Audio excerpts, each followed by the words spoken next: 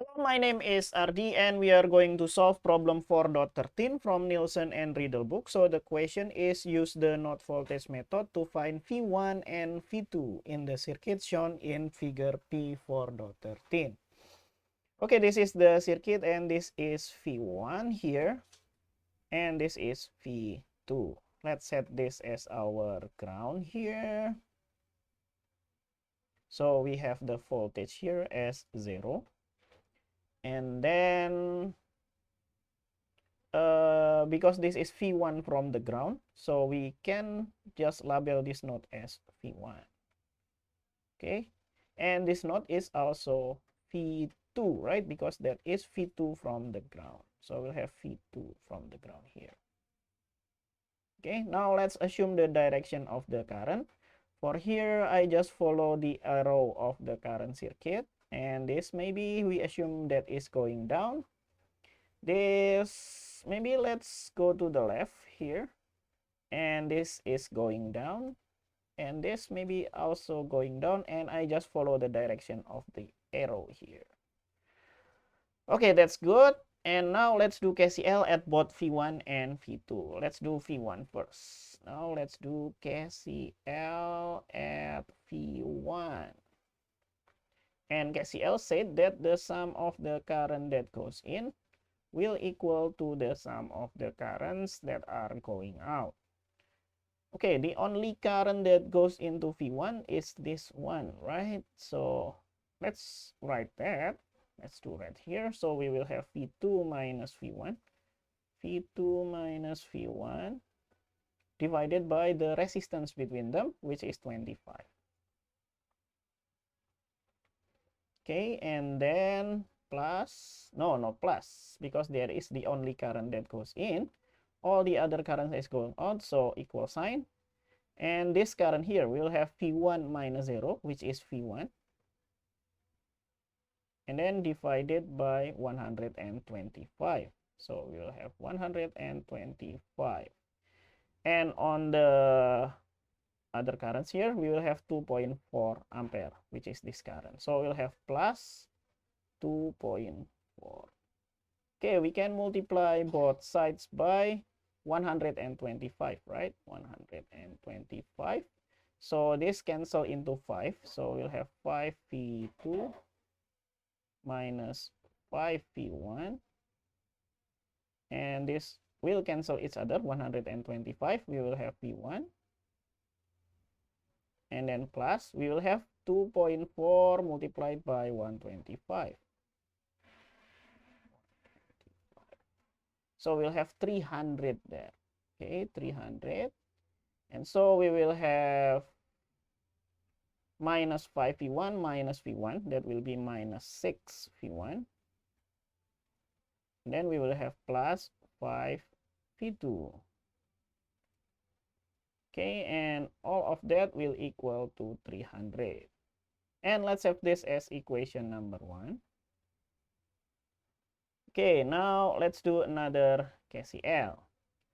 But this time at V2. KCL at V2. Again, the sum of the current that goes in will equal to the sum of the currents that goes out.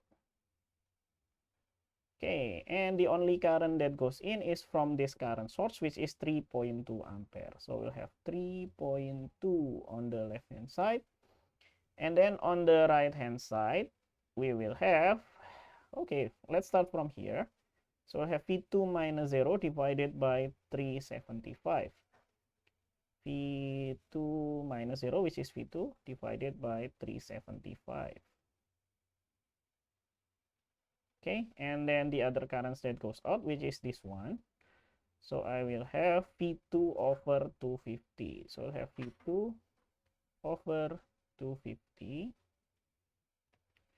And then the last one is this one, V2 minus V1 divided by 25. So I'll have V2 minus V1 divided by 25. Okay, and we can multiply the denominator, all of this equation, by I think 750, so we can cancel out all the denominator. Okay, so on the left hand side we will have 3.2 multiplied by 750. That will be 2400. Okay, 2400. And then 375 and 750 will cancel into 2. So we'll have 2v2 here. And then plus 250 and 750 will cancel into 3. So we'll have 3v2. And 25 and 750 will cancel into 30, right? So we will have 30 v2 minus 30 v1. Okay, now let's tidy this up. So we'll have minus 31 minus 30 v1, and then plus 2 plus 3 is 5. 5 plus 30 is 35. So we'll have 35 v2, and that will equal to 2400. And let's have this as equation number 2. So we have 2 equations and 2 variables. Okay, maybe let's solve that using calculator. Set up, and equation solver is number 2. 2 variables is number 1, and we can just plug in the coefficient. Minus 6 and then 5, and that will equal to 300.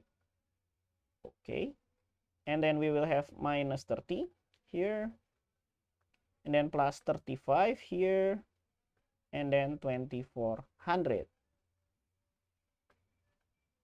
Okay, so we will have the value of v1 is the x value, so we'll have 25.